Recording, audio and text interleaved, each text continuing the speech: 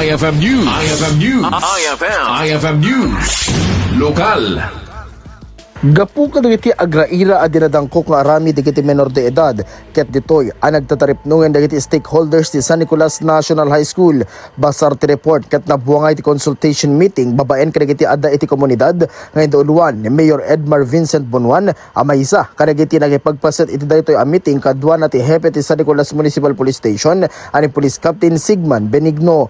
Ti consultation meeting ket isu iti kakaisu na platform tap to edikasta ket mapagsasaritaan dagiti rumbeng a pagsaritaan akas iti kinatalged dagiti estudyante, bullying, assessment ken collaboration para iti natibdib ker awagas tap to maiprioridad iti proteksyon ken ti kinatalged ti pagadalan.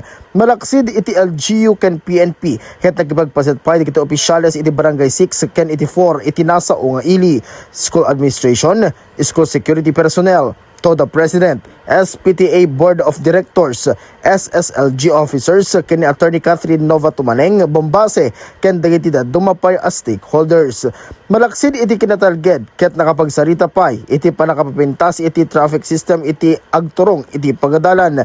Kabayatan na nagngudo ti meeting iti panangipasigurado da iti commitment da tap no irikasta ket talged metlaeng dagiti estudyante ken amin a personel ti pagadalan sa laeng at San Nicolas National High School no di iti amin a pagadalan iti intero a San Nicolas.